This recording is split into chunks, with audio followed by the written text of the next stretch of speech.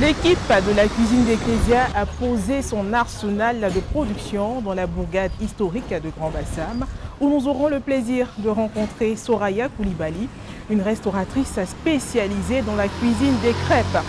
En général, elle propose des recettes métissées, mêlant farine locale et farine importée, saveurs occidentales et africaines, comme par exemple la fameuse crêpe au riz et blé farci au choukouya de poulet.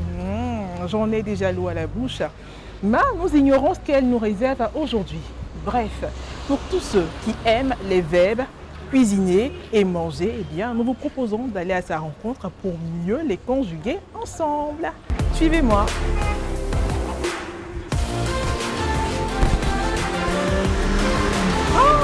Bonjour Soraya, comment ça va? Ça va très bien. Alors, nous sommes très honorés d'être là aujourd'hui. Très bien, moi aussi je suis contente de vous recevoir. Bien. On vous suit? Super, on y va. Bonjour, belle dame, comment vous allez? Voilà. Ça sent déjà bon par ici. Hein. On aime bien ça, on aime bien manger. Alors Soraya, nous voici dans notre cadre, on va dire le cadre adoré, préféré, la pièce maîtresse, la pièce secrète. Nous sommes vraiment dans le secret des dieux de la cuisine. Tout à fait. Alors qu'est-ce que Soraya va nous proposer aujourd'hui? Alors aujourd'hui on va découvrir deux recettes. Donc la crêpe sucrée, d'une nature sucrée parce qu'elle n'est pas trop sucrée. D'accord. De base, qu'on peut accompagner de garnitures comme la garniture au sucre et au citron, du miel avec du citron, du chocolat, tout ce que vous aimez, tout ce qu'on peut décliner en sucré. Et puis la crêpe salée, donc avec du jambon fromage notamment. Facile à reproduire chez soi à la maison. Donc on va découvrir ça ensemble. D'accord. Alors nous allons commencer par laquelle des crêpes? La crêpe sucrée. La crêpe sucrée. C'est ce que les enfants préfèrent. D'accord. Est-ce qu'on peut commencer par présenter les ingrédients? Très bien, pas de souci. Bon, c'est pas un ingrédient, mais c'est très important. Très important. Donc je vais vous emboîter le pas également. Voilà, il faut y aller. Je me suis déjà lavé les mains, mais on désinfecte très encore. Idéalement, quand vous cuisinez chez vous, même quand c'est à la maison, il faut prendre l'habitude de se couvrir la tête parce que les cheveux se retrouvent très facilement dans la nourriture. Après, les mains bien lavées, bien propres, on n'a pas besoin de porter des gants pour faire la cuisine. Donc, apparemment, moi, j'ai passé au conseil de discipline parce que j'ai pas de bonnet. Tant que tu te tiens là-bas, c'est bon, ça va. D'accord. Donc, pour cuisiner, donc pour faire des crêpes, il faut d'abord du matériel. Donc, il faut un saladier, qu'on appelle aussi un cul de poule, ça s'appelle. D'accord. Un tamis, communément appelé passoire chez nous ici. On dit passoire. Un fouet pour bien mélanger le tout. Il vous faut des ustensiles ordinaires, cuillère, fourchette, notamment pour servir le sucre ou bien casser les œufs. Et vous avez une râpe ici, on appelle ça aussi grattoir, ce qui est moins joli, mais une râpe pour râper éventuellement vos épices pour aromatiser un petit peu la pâte. Pour les ustensiles, je pense que c'est bon. C'est tout. Voilà, maintenant pour les ingrédients, on a du lait, essentiel. Et quel est le contenant? Le contenant, alors le nom. on a un verre à graduer. Moi j'aime bien mesurer avec un verre à graduer, effectivement, très important aussi pour bien faire la cuisine au quotidien. Si vous n'en avez pas chez vous, vous pouvez utiliser un petit peu de moutarde par exemple, ou tout type de verre dont vous connaissez le poids par exemple.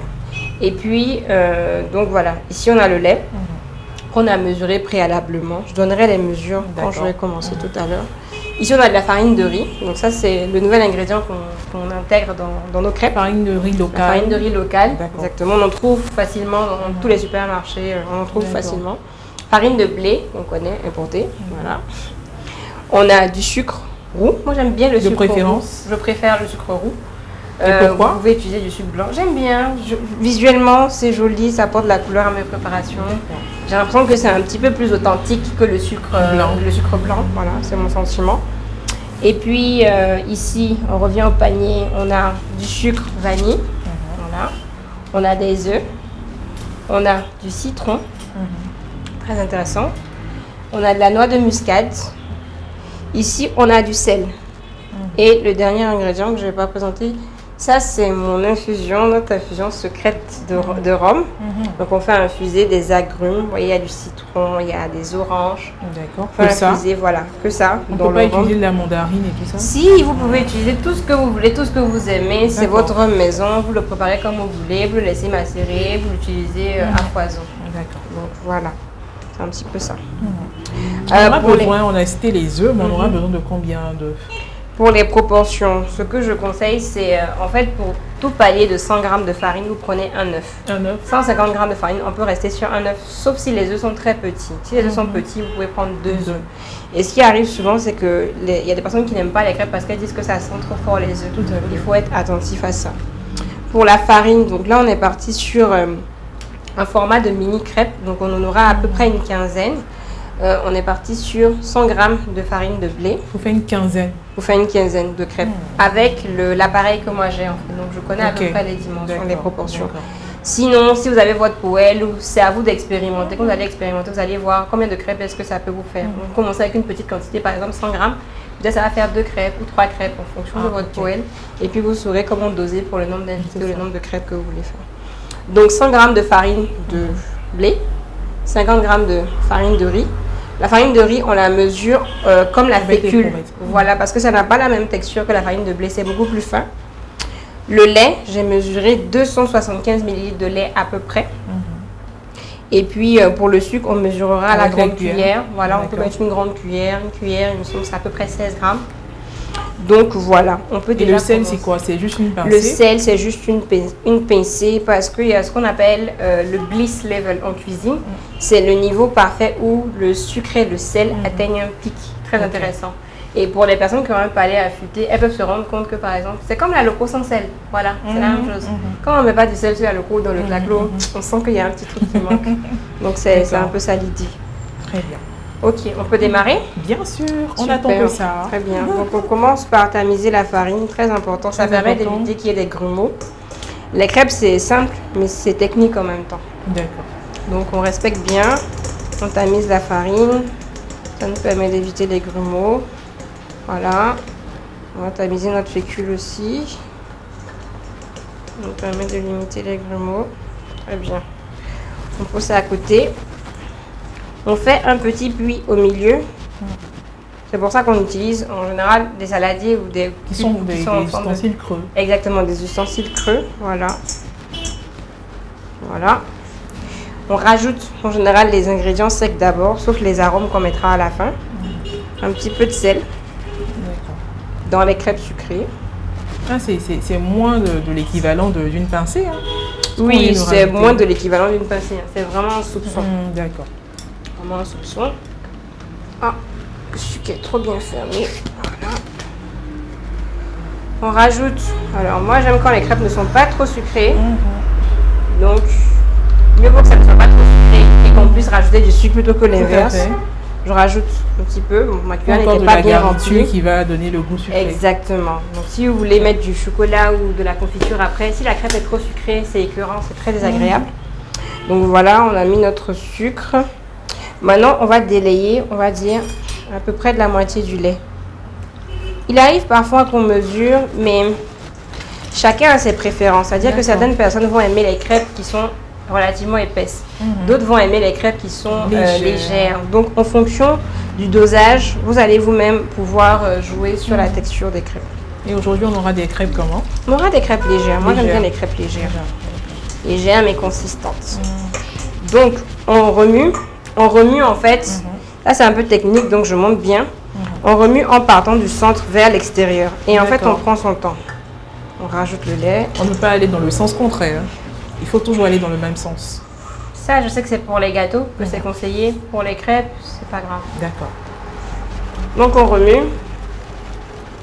On remue bien. On essaie d'avoir un mélange qui est bien homogène avant de rajouter les œufs.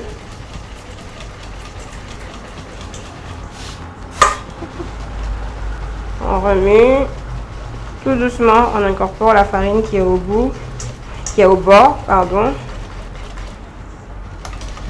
Ça sent bon, ça sent comme la farine de bébé à base de riz. On remue, on remue. Voilà. Et la farine de riz apporte une texture qui est beaucoup plus légère, beaucoup plus agréable. Donc, si vous aimez les crêpes légères, c'est pas mal. Il faut forcément le faire au fouet. Aujourd'hui, on a des appareils qui... Il y a des batteurs, effectivement. Vous pouvez utiliser le batteur électrique. Moi, j'aime moins. J'en ai un, mais je ne l'utilise pratiquement jamais.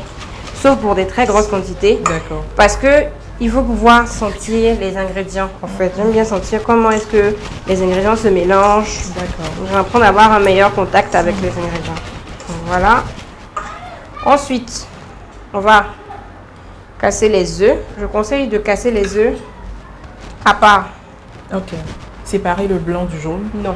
D'accord. Casser les œufs à part avant de les incorporer à la préparation. Pas directement au-dessus du Non, saladier. pour éviter deux choses.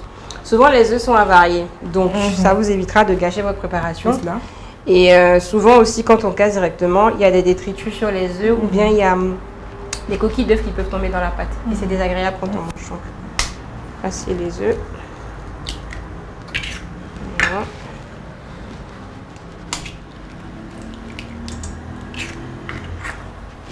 Chez nous, ici en Afrique, on dit que quand on prépare, on ne sent pas la nourriture. Moi, je sens. Je sens pour m'assurer que les... C'est pas quand on prépare, quand on déguste, on dit c'est pas bon de sentir. Oui, avant de déguster. Moi, je sens pour être sûr que les œufs ne sont pas avariés. Voilà, c'est bon, visuellement. Donc, je rajoute mes deux petits œufs. Donc, j'en ai mis deux parce qu'ils sont petits. Sinon, si c'était gros, j'en aurais mis qu'un seul. À ma préparation, je continue de mélanger, voilà. Je rajoute le reste de mon lait. Voilà, la texture me plaît. Et tu vois, Tata Myriam, j'aime bien mélanger à la main parce que ça me permet d'apprécier la texture, de savoir si je m'arrête ou si je continue. Voilà, a priori on a une pâte bien homogène. Elle est tellement légère que si on l'avait fait à la maison, on se serait dit, est-ce que mes crêpes vont réussir? Exactement, c'est ça. Parce que c'est à la poêle qu'on fait les crêpes. Exactement, et on peut vérifier, on regarde la texture, est-ce que ça nous plaît? A priori, moi ça me plaît. Et encore une fois, c'est une question de préférence. D'accord. Donc chacun voit midi à sa porte. Maintenant, on va ajouter les arômes pour terminer la préparation. Ah, on a failli oublier un élément, le sucre vanille. D'accord. Très important. On le met avant d'ajouter les arômes. On le met en même temps qu'on met normalement le sucre roux. D'accord. Donc ça reste un arôme, mais c'est plus intéressant de le mettre au début parce que... Pour mieux le mélanger. Exactement, pour que les grains puissent se dissoudre correctement. Je mets ça. Il en faut 2 sachets. 2 sachets, c'est bien, parce que je n'ai pas mis beaucoup de sucre à la base. Ça aromatise bien. Pour 100 grammes, on peut compter un sachet. Enfin, si vous aimez que ça soit bien parfumé, sinon c'est une question de préférence. Vous pouvez doser comme vous voulez. Donc, on rajoute le sucre vanille, on mélange. On est sûr que les cristaux vont se dissoudre. Là, on a utilisé les granulés. On aurait pu utiliser même la tige de vanille, non? Oui, on aurait pu utiliser la tige de vanille, mais ça coûte cher. D'accord. Ça coûte cher et puis si vous n'utilisez pas nécessairement, tout est en termes de conservation. La vanille peut perdre son arôme. Après, c'est plus utile. Exactement. Il faut forcément du citron vert comme ça? Alors, forcément non. Vous pouvez utiliser du citron jaune si ça vous chante. Okay. Moi, j'aime bien le citron vert. J'aime bien une particularité avec la couleur verte ou bien? Non, pas spécialement. J'aime bien le parfum du citron vert. J'aime bien. On va juste utiliser le zeste, c'est ça? Exactement. On va juste utiliser le zeste. On n'en met pas beaucoup. On n'en met pas beaucoup. Le secret des arômes, c'est vraiment le dosage. Bon là, on peut ajouter un petit peu encore, mais c'est vraiment le dosage. C'est ça le secret des arômes. Faut pas en mettre trop. Si on en a trop, cela risque de piquer sur la langue ou bien qu'est-ce que ça peut être désagréable. Ça peut être désagréable. C'est-à-dire que finalement l'arôme vient relever un petit peu le goût, mais n'est pas censé masquer le goût même de la crêpe. Maintenant, il est vrai que bon, la farine, des œufs, du lait, ça peut ne pas avoir beaucoup de goût. Donc, on a tendance à vouloir ajouter plein de choses. Mais moins on en fait, mieux c'est. D'accord. Voilà. Je vais mettre la fameuse potion magique. La potion magique. Ça déborde. D'accord, on va mesurer. Alors, on va mesurer. Alors, ça coule dans le truc. Bon, on a l'équivalent de 4 centilitres, il me semble. Parce que le verre fait 8 centilitres. Donc, à peu près 4 centilitres. Ça sent bon. Ça sent très bon. On va pas avoir le secret de cette potion. Il y a déjà tout donné. Bon, il faut un bon rhum. Bon. Un bon rhum.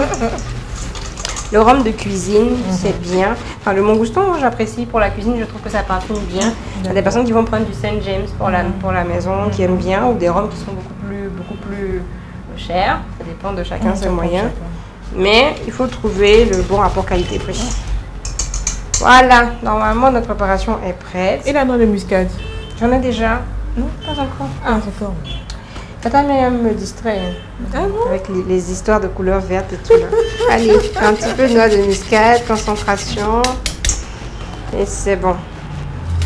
On mélange encore un peu. Voilà, c'est parfait. Donc on a bien mis tous nos ingrédients.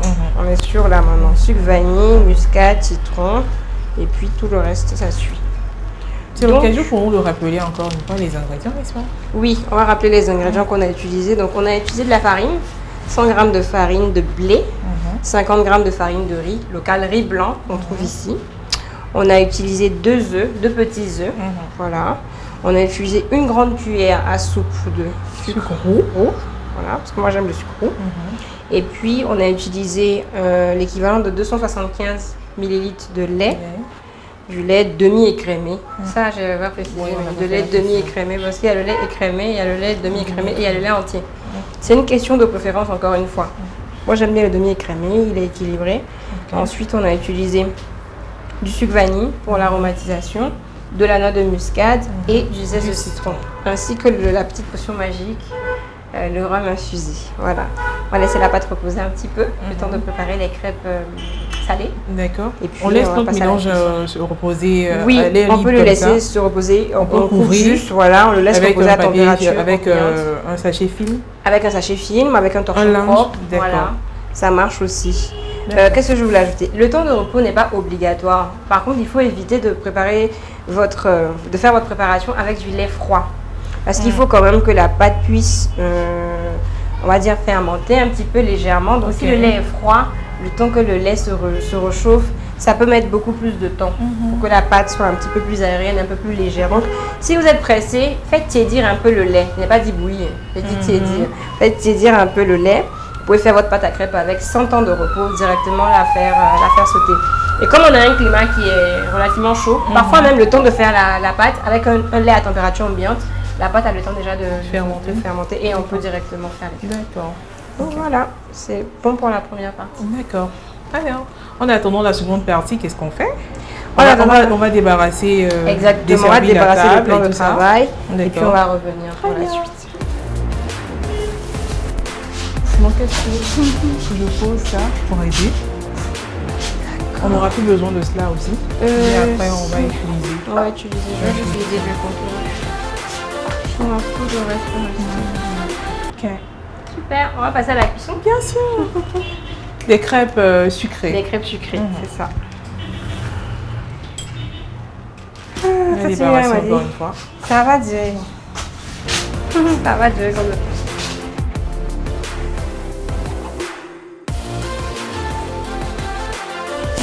Voilà, changement de décor. Nous avons notre plaque chauffante, le saladier on va pas appareillage, mais de mélange pour les crêpes sucrées et de nouveau sur la table. Soraya. Oui. Autre étape de notre Autre étape, la cuisine. cuisson. Ça se dit aussi appareil. Hein. Le D'accord. contenu se dit appareil. Ah, C'était ok. juste. Très bien. Autre étape, on passe à la cuisson. Donc, moi, j'ai une plaque. C'est pas obligatoire de l'avoir. On en trouve dans les commerces, mais c'est pas obligatoire de l'avoir. Vous pouvez très bien utiliser une poêle avec du feu. Ça marche aussi très bien. Il faut juste contrôler le dosage du feu.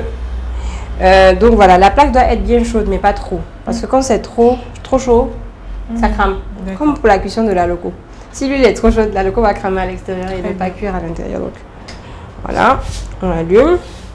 On a comme ustensile, donc en plus de la plaque, le pinceau, la petite spatule qui vient avec la plaque, et puis une petite louche qui vient avec l'appareil. Si vous utilisez une poêle à la maison à fond noir, donc souvent il y a la marque Tefal ou plein d'autres marques, faut pas mettre autre chose dans cette poêle-là. C'est-à-dire, faut pas mettre autre chose, faut pas mettre de fer, de métal.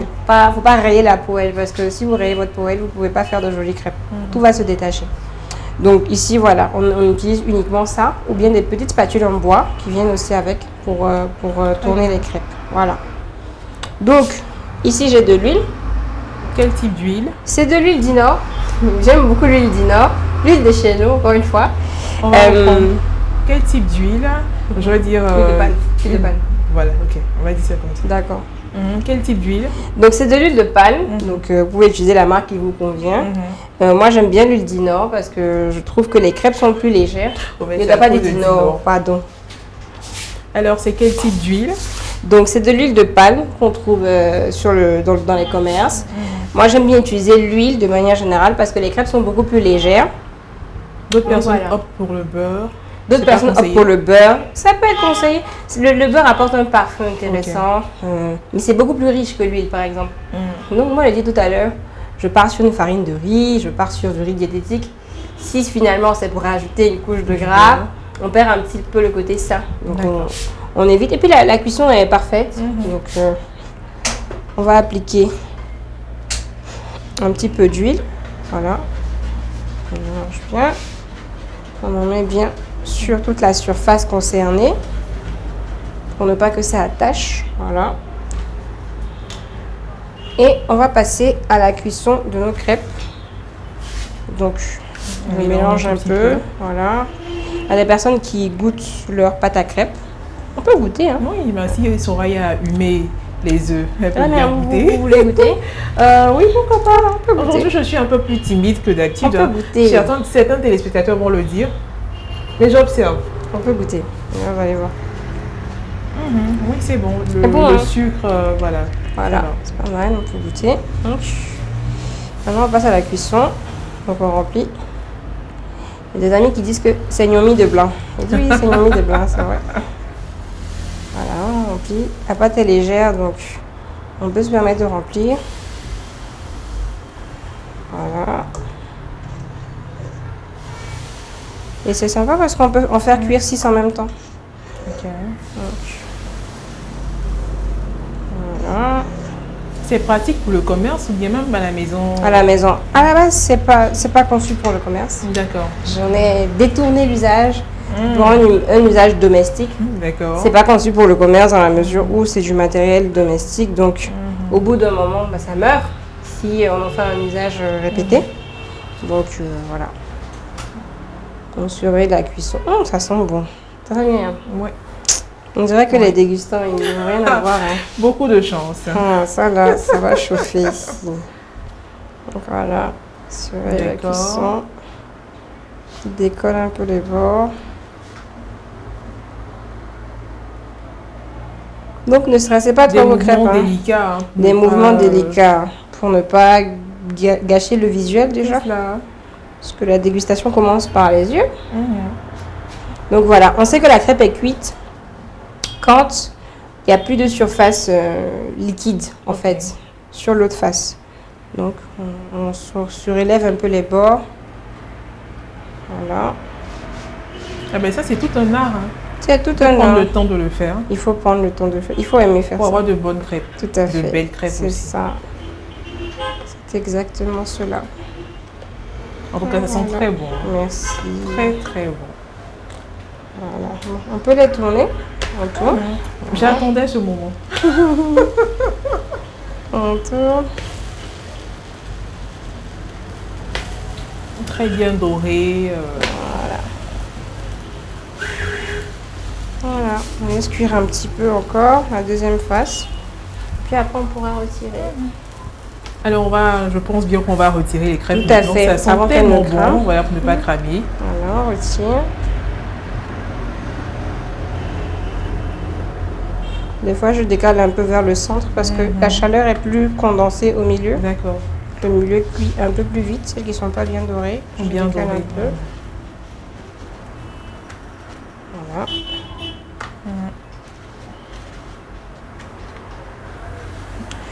Voilà. Alors, désinfectant encore. Nous sommes séparés ou du moins débarrassés de la plaque. Comment ça va se faire pour les crêpes sucrées? Les crêpes sucrées. Donc à présent, pas besoin de toastage. Pas besoin de toastage. Les crêpes sont déjà prêtes. Je viens dresser mes crêpes comme ça.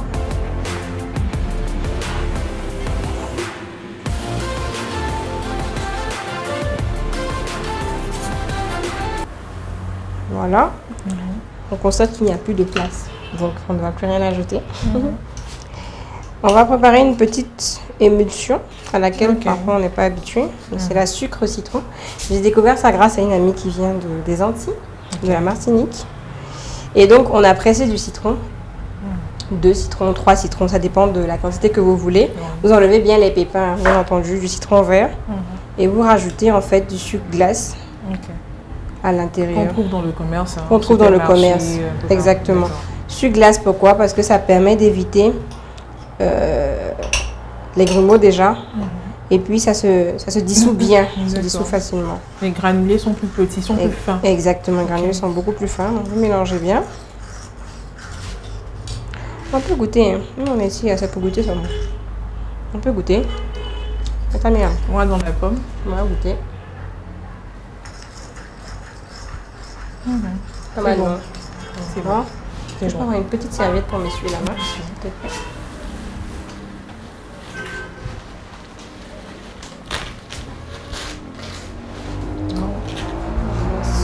Merci beaucoup. Merci beaucoup. Donc, on peut effectivement goûter pour se rendre compte du goût. Donc ça va venir accompagner la sucre citron. On va pas verser le mélange dessus maintenant parce que la crêpe risque d'absorber tout le mélange. On va juste utiliser ça au moment de la dégustation.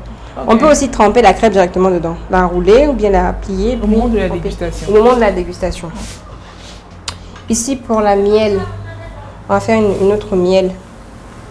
Citron. Peut-être faut rajouter de l'autre côté.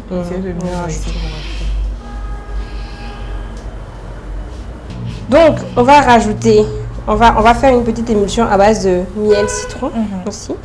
On va rajouter du jus de citron. Donc, on a effectivement enlevé les pépins dans le citron. On va rajouter ça à notre miel. Voilà, on presse du mieux qu'on peut. Merci beaucoup. Merci. Et on va mélanger le tout. Ce sont des saveurs qui sont très appréciées par les adultes, les adolescents et les adultes. Parce qu'on n'a pas le côté parfois écœurant du sucre ou du chocolat ou des choses comme ça. Et pour les plus petits, on aurait opté pour le chocolat. On aurait opté pour du chocolat. Et puis il y a quelque chose qui peut être sympa aussi, c'est que quand vous faites vos présentations, c'est qu'il y a des choses simples qui sont jolies. Vous pouvez par exemple saupoudrer vos crêpes d'un peu de sucre. Donc, ça apporte un petit peu plus de couleur à l'assiette. On a l'impression qu'on est à Noël. C'est ça. Donc voilà. Donc on a bien fait notre mélange. Pareil, normalement, vous allez utiliser votre préparation. Le miel est assez épais, donc ça va. C'est pas comme le jus de citron. Avec le sucre, vous pouvez directement renverser votre préparation sur les crêpes. Je vais essayer de faire quelque chose d'assez joli. Je vais faire ça. Voilà. Comme les grands chefs. On rajoute un petit peu. Et normalement, votre préparation est prête. Voilà ce que je propose pour un dressage. Vraiment. Simple. On peut applaudir, non? Bravo. C'est vraiment le parfum, l'odeur. Il ne reste plus qu'à goûter. Il ne reste plus qu'à goûter. On va rappeler encore nos ingrédients pour les crêpes sucrées. Très bien. Donc, pour faire les crêpes sucrées, on a utilisé de la farine de riz, de la farine de blé, du sucre roux, du sucre vanille, un petit peu de sel, des œufs, du lait, un petit peu de zeste de citron, de la noix de muscade, un petit peu de rhum maison, on a préparé nous-mêmes. Un ingrédient qu'on n'a pas dit, beaucoup d'amour. On a utilisé beaucoup d'amour. Voilà. Oui, beaucoup d'amour. C'est ça. Alors, une personne a contribué à faire ce plat d'amoureux. Nous avons demandé de nous rejoindre. Hélène. On était sur moi. Hélène. Qu'elle vienne maintenant nous rejoindre. Et voilà. C'est Mélène qui nous a accompagnés durant tout ce processus-là. Il nous a apporté les ustensiles et là, voilà. Et Mélène ici aussi est le binôme de Soraya. Donc lorsqu'on vient à Crêpes A, que Soraya n'est pas là, c'est Mélène. C'est Mélène. C'est ça. Voilà. Merci Mélène. C'est toujours facile de travailler avec Soraya? Oui, c'est facile. Qui peut montrer son village avec la main Avec la main gauche. Ça va Et chauffer. voilà, chers téléspectateurs, aujourd'hui nous avons proposé quelque chose de différent que ce qu'on vous propose habituellement, saveur d'ailleurs aujourd'hui, parce que d'habitude ce sont les plats du terroir, aujourd'hui saveur d'ailleurs, épices occidentales, africaines, tout ça mêlé, et voilà ce que ça donne. Je pense que j'ai trop parlé, hein. On va manger maintenant. Ouais, faut qu'on mange, faut qu'on mange. Alors la prochaine étape sera celle de la dégustation. Et pour ce faire, nous avons des invités. Tout à fait. D'accord. On a Alors- un bonyi même, comme on dit chez nous au Côte d'Ivoire. D'accord. Alors, on va chanter, non? C'est mon bonyi. C'est mon bonyi, C'est tout. c'est mon bonyi, C'est tout. c'est mon bonyi. Et voilà, chers téléspectateurs, c'est cette ambiance-là qui règne dans cette émission, La cuisine d'Ecclésia. Voilà. Dégustation.